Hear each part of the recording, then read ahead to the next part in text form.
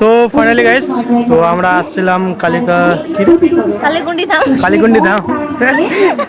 তো এখানে আসে, তারপর আমাদের বন্ধু আছে, আমার বন্ধু এদিকে, আমার একটা বোন আসছে, প্লাস এখানে নাম হচ্ছে, নাম বলতে তোমার এখানে কি কি বলছে, ঝাড় জঙ্গল অনেক কিছু বলছে, ঠিক আছে।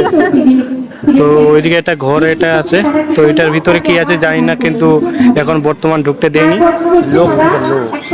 লোক থাকে হয়তো, তো দেবতাও আছে, কোনো কিছু ঠাকুরের মূর্তি, ঠিক আছে, আমরা বলতে পারবো না। তো ফাইনালি আজকে আসে আমি খুব একটা ফিল করছি, যে ফিল হয়তো কাউকে বলতে পারবো না।